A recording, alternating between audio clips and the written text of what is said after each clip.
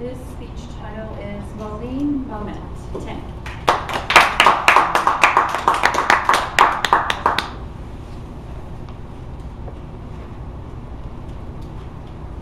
Have you ever had a book change your life? Have you ever had a book save your life? Well, recently I had one of those moments where both the life was changed and to some extent saved in a rather dramatic way. And I learned something that helped me a lot as a speaker. It may be useful for you too. And it happened when I was taking a look through a book. I've talked about this book before. It's a red book. It's by world champion speaker Craig Valentine. It's called World Class Speaking. World Class Speaking. That's right, write it down if you're serious. World Class Speaking. If you don't have it, you might want to get it.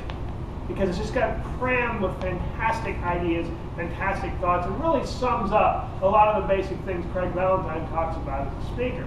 And so I thought that this is something people really need to know. I was reading through the book, I thought, wow, this book speaks to me.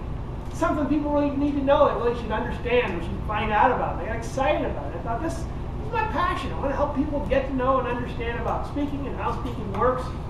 So I started getting some of these ideas, and I gave talks. And I've given talks around District 30. Now, so you have an idea how a district works. Is that right now this is one club. There are 5 clubs in an area. There are 5 areas in a division. There are 8 divisions currently in District 30. So when you get talking about District 30, you're talking about a lot of people. The district is big. So I gave a couple talks in District 30. I went to District 30 and I gave a talk. I had 100 of people there. I gave a talk on storytelling. Another talk I gave about different phases of the speech. Had about 100 people there. It's great. I thought, wow, this is really great. I want to share this idea. I want to get this out. I want to get people going. Now, about the same time, I'd heard about District 54. Now, District 54 is pretty much not Chicago. That just means it's the rest of Illinois. And a few places in Wisconsin, a little bit of Iowa, all of that area around there. And I thought, well, District 54, they might benefit from this sort of thing too. So I went down to District 54 just to see kind of what it was about.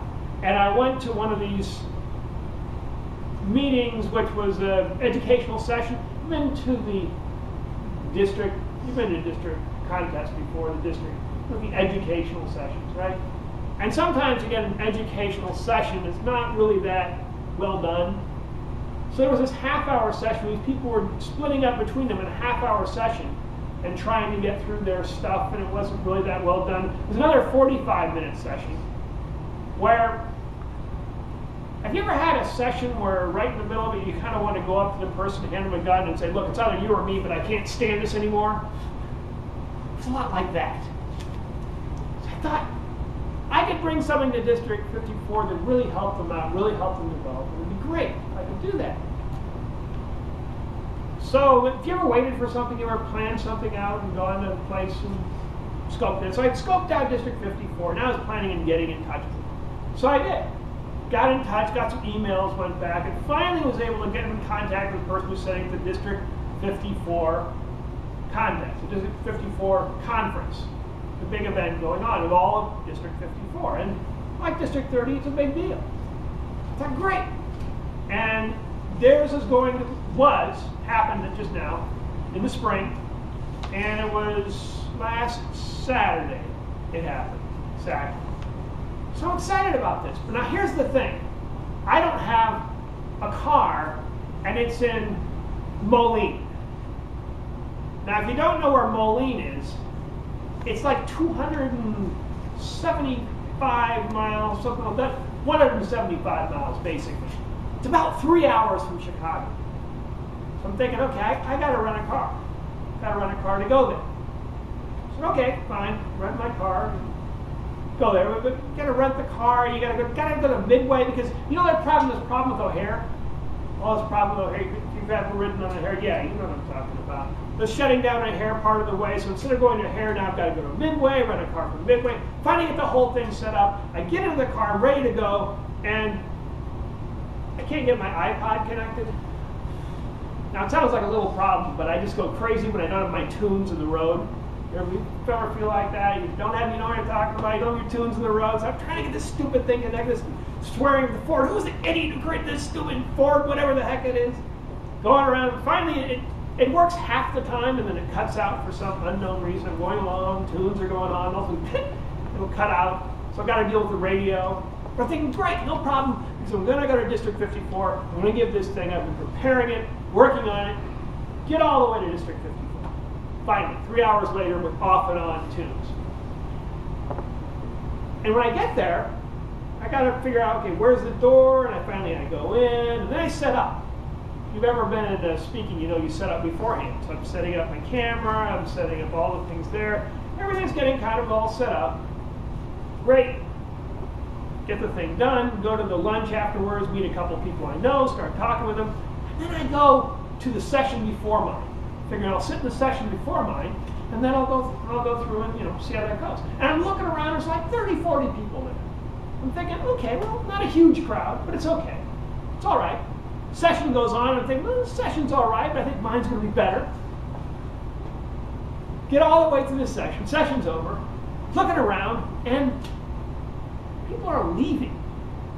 I mean, leaving. Like there's like 30 or 40 people there, and then there's 30 people there, and then there's 20 people there, and then there's 5 people there, and they keep leaving and leaving. I'm thinking, where's the people going for my session?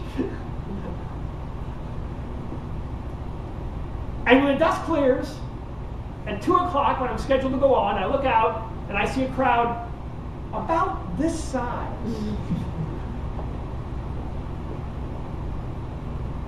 You ever have that moment when your expectations kind of go way down? So I'm sitting there looking at this crowd and thinking, it's like a Toastmasters meeting. Not quite what I expected at a district conference, you know?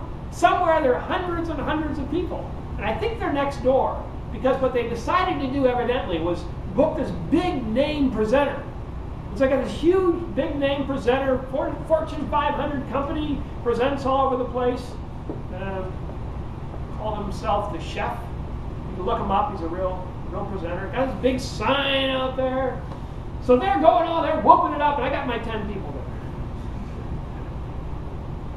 there. And it's just about ready to begin. And I'm thinking, what's the point? I buy it. I mean, here I am, 10 people, district thing. I came all the way down here. My car, rented the car, standing here. What a waste of my time. What am I doing here? And then all of a sudden,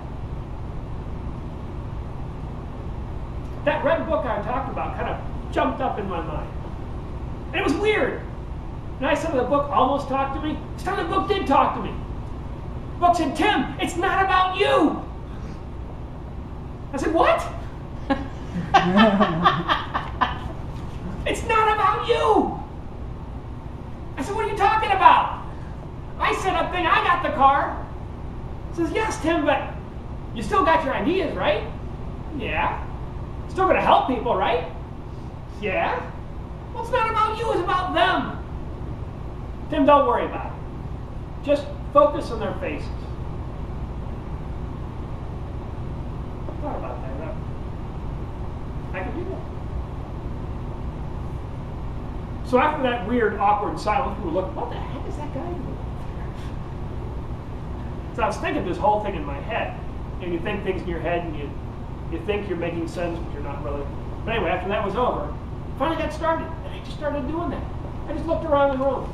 I just talk with people. John, you're going knocking on door to door. Just talk with people, face to face.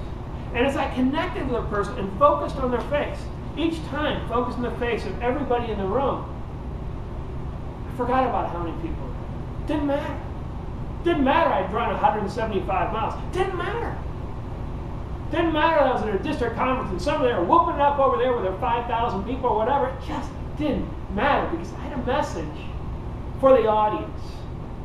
The audience was getting it. They were enjoying it. They were having fun. I made a joke every now and then. The jokes worked and everything kind of came together. I thought, this is what it's all about. This is what speaking's all about. It's not about me. It's not about you. It's about the audience.